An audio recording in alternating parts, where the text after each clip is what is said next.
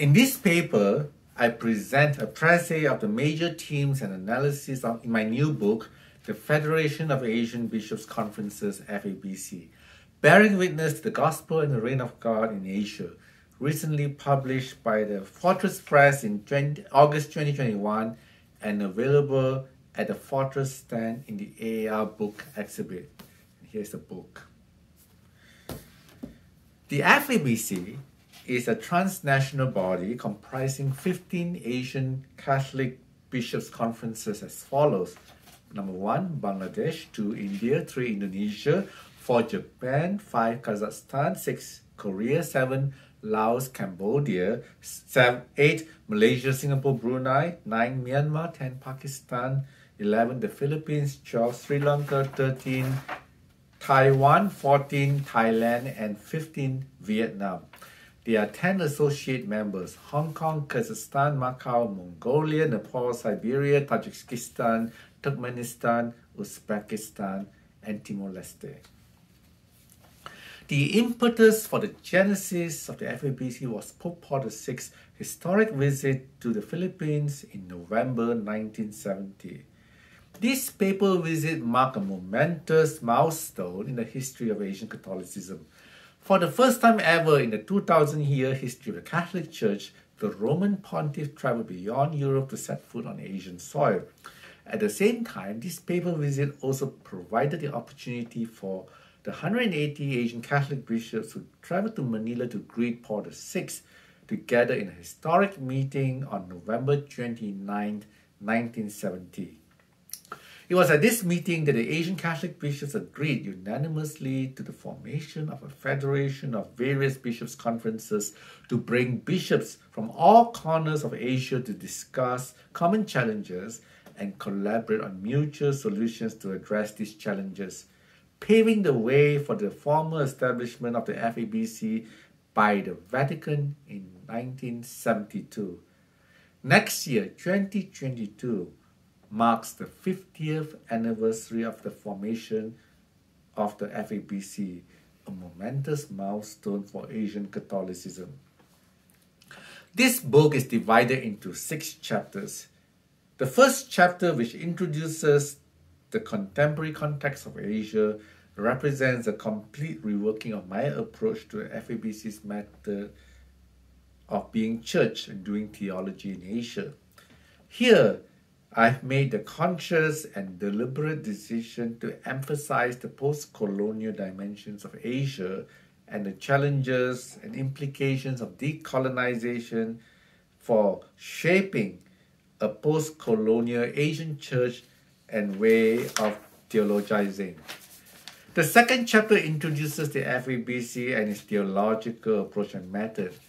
Building on chapter 1, I argue that an in-depth and critical understanding of the challenges of decolonization and impact of post-colonialism is important to appreciate the FABC's approach to being church and doing theology in Asia.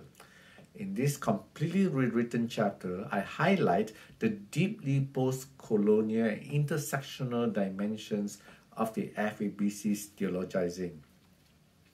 Here, as well as in the rest of the book, I utilize the critical social, cultural, and analytical framework of intersectionality, which was first coined by the Black feminist scholar Kimberly Crenshaw in 1989 to reframe the FABC's threefold dialogue with cultures, religions, and the poor as its deeply profound grasp and appreciation of the impact of the intersectional forces of cultures, religions, and subordinate experiences on being church and theologizing in post-colonial Asia.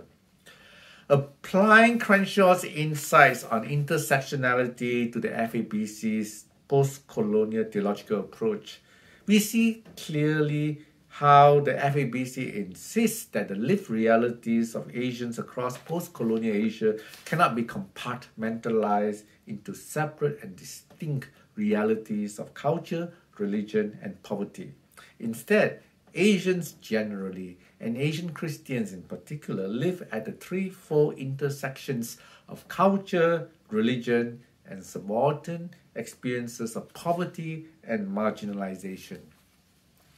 It is clear that for the FABC, the intersectional experiences of Asian Christians as minority communities across post-colonial Asia call for theological responses that are shaped by the interplay and interactions between a trifecta of cultural, religious, and subaltern economic realities.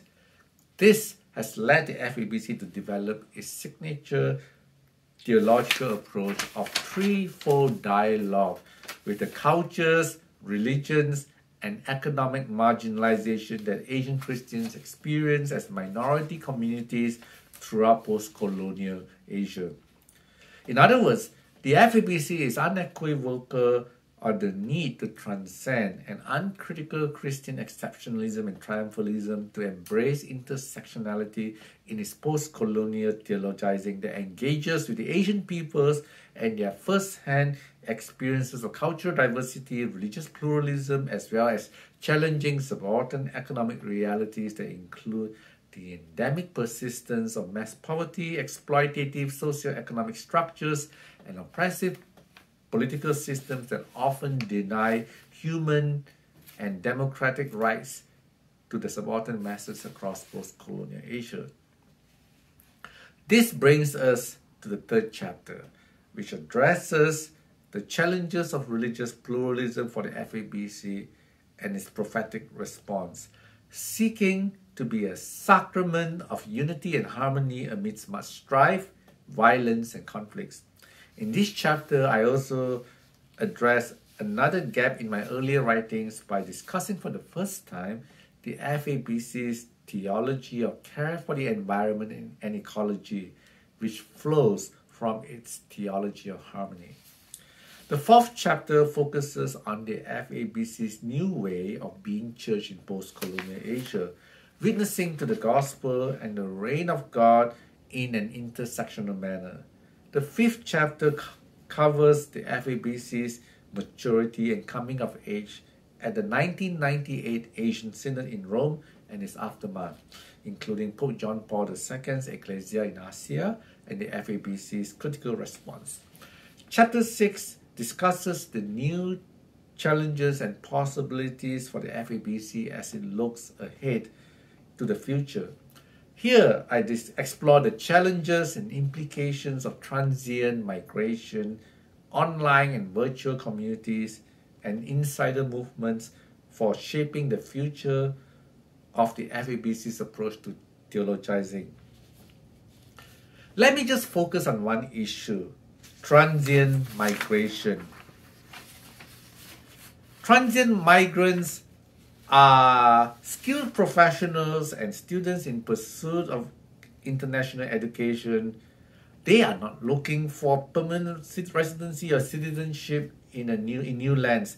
They are neither fleeing their homelands nor seeking asylum in third countries. Instead, they are taking advantage of their transient mobility in a globalized economy to use their professional skills to further their careers in a variety of different countries before retiring, either in their homelands or elsewhere.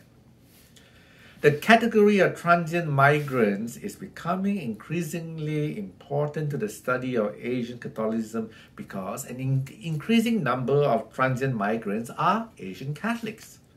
Specifically, the oil-rich Persian Gulf states of the Arabian Peninsula have all witnessed a rapid growth in transient migrant professionals in the petroleum, engineering, construction, medical, and hospitality sectors, contributing to the rapid growth of Christianity in the Arabian Peninsula, which has long been dominated by Islam.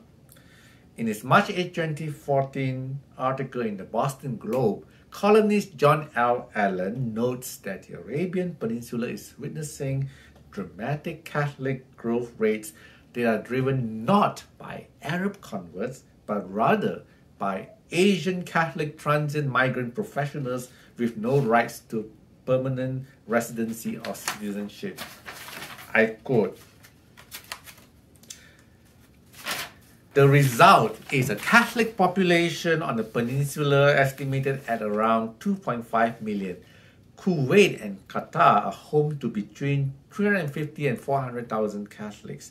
Bahrain has about 140,000, and Saudi Arabia itself has 1.5 million.